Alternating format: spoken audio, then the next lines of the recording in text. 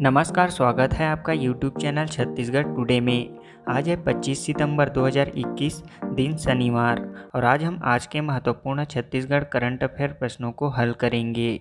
तो चलिए शुरू करते हैं।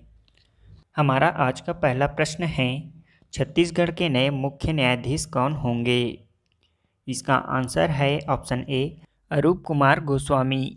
आंध्र प्रदेश हाई कोर्ट के चीफ जस्टिस अरूप कुमार गोस्वामी छत्तीसगढ़ हाई कोर्ट के नए चीफ जस्टिस होंगे। वहीं बिलासपुर हाई कोर्ट के कार्यवाहक chief justice Prashant Mishra Andhra Pradesh high court के चीफ जस्टिस बनने जा रहे हैं।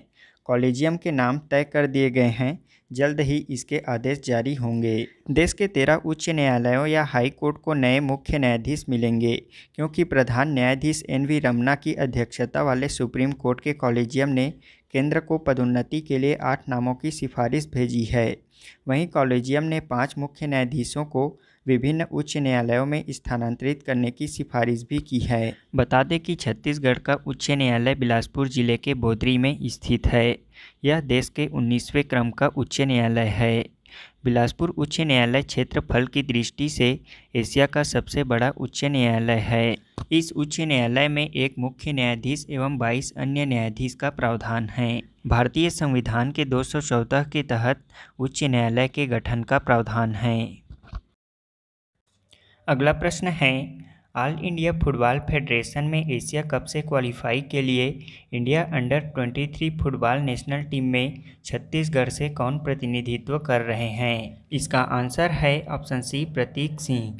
ऑल इंडिया फुटबॉल फेडरेशन में एशिया कप से क्वालिफाई के लिए इंडिया अंडर-23 फुटबॉल नेशनल टीम की घोषणा की गई है। इस टीम में छत्तीसगढ़ के भिलाई निवासी प्रतीक सिंह प्रतिनिधित्व कर रहे हैं।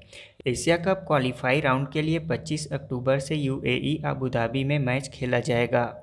इसके लिए इंडिया कप 17 अक्टूबर से बेंगलोर में आयोजित होगा। छत्तीसगढ़ व अविभाजित मध्य प्रदेश में यह पहला अवसर है जब भिलाई के प्रतिभावान फुटबॉल खिलाड़ी प्रतीक का चयन इसमें हुआ है।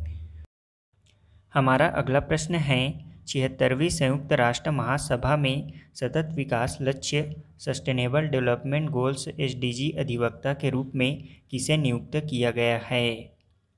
इसका आंसर है ऑप्शन सी, कैलाश सत्यार्थी को। नोबेल शांति पुरस्कार विजेता कैलाश सत्यार्थी को संयुक्त राष्ट्र महासचिव एंटोनियो गुटेरेस ने 76वीं संयुक्त राष्ट्र महासभा में एकल सतत विकास लक्ष्य अधिवक्ता के रूप में नियुक्त किया है। एंटोनियो गुटेरेस ने कैलाश सत्यार्थी व STAM कार्यकर्ता वेलेंटीना मुनोज, माइक्रोसॉफ्ट के अध्यक्ष ब्रैड स्मिथ और K-पॉप सुपरस्टार ब्लैक पिंक को नए SDG अधिवक्ता के रूप में नियुक्त किया है। इसी के साथ संयुक्त राष्ट्र में अब कुल 16 SDG अधिवक्ता हो गए हैं।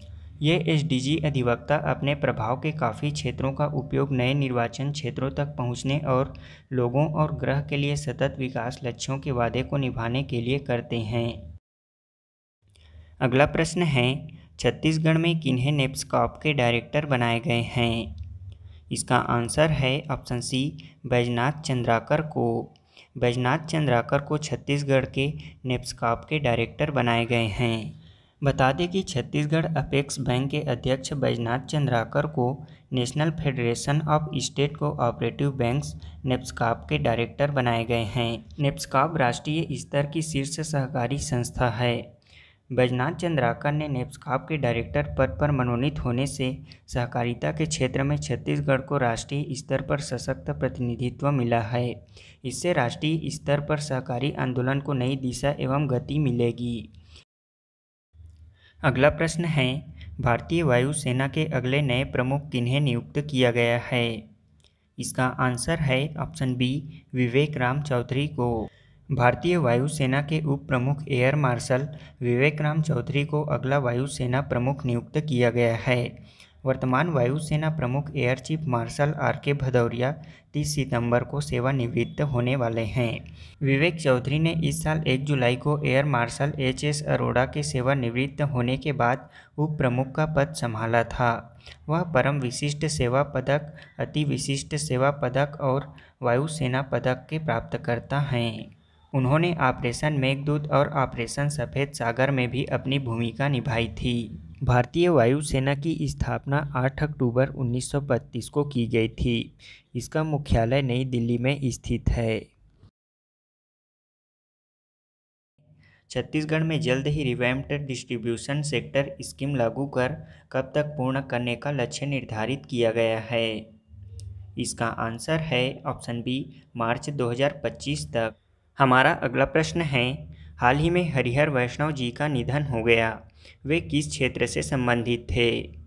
इसका आंसर है ऑप्शन सी, साहित्यकार। अगला प्रश्न है, सतत विकास लक्ष्य एसडीजी प्रोग्रेस अवार्ड से किसे सम्मानित किया गया है? इसका आंसर है ऑप्शन डी, शेख हसीना को। अगला प्रश्न है, राज्य खाद्य सुरक्षा सूचकांक 2021 में छत्तीसगढ़ को देश में कौन सा स्थान प्राप्त हुआ है? इसका आंसर है ऑप्शन ए, 16वां। अगला प्रश्न है, हाल ही में किनके द्वारा नेशनल सिंगल विंडो सिस्टम की शुरुआत की गई है? इसका आंसर है ऑप्शन सी, पीयूष गोयल। अब हम पिछले क्विज का आंसर जान लेते हैं।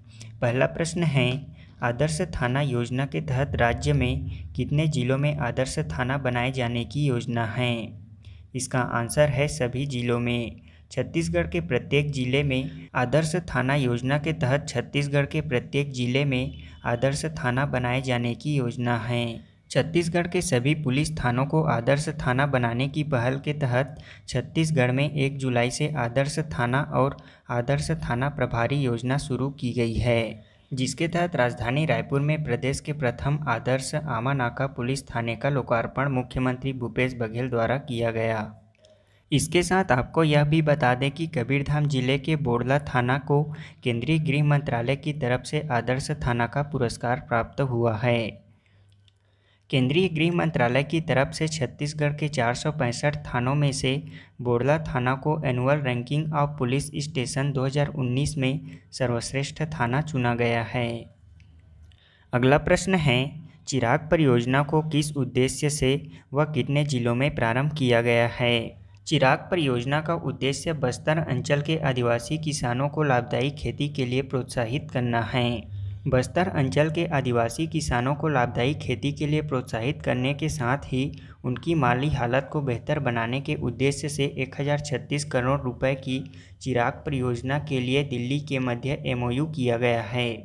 मुख्यमंत्री भूपेश बघेल की विशेष पहल पर हुए एमओयू से विश्व बैंक की सहायतित 6 वर्षीय चिराग परियोजना बस्तर संभाग के 7 जिलों के 13 विकासखंडों तथा मुंगेली विकासखंड के 1000 गाँवों में क्रियान्वित की जाएगी। इस परियोजना के लिए विश्व बैंक ने 6 वर्षीय मंजूरी प्रदान की है।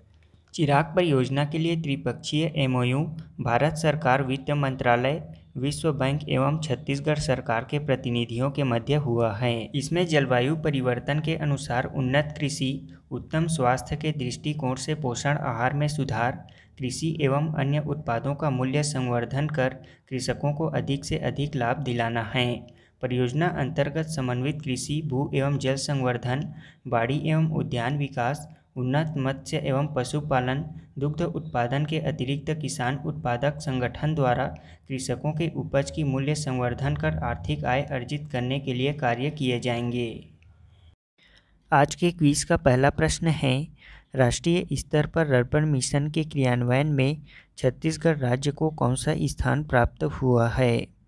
दूसरा प्रश्न है, वर्तमान में छत्तीसगढ़ फिल्म एसोसिएशन के अध्यक्ष कौन हैं?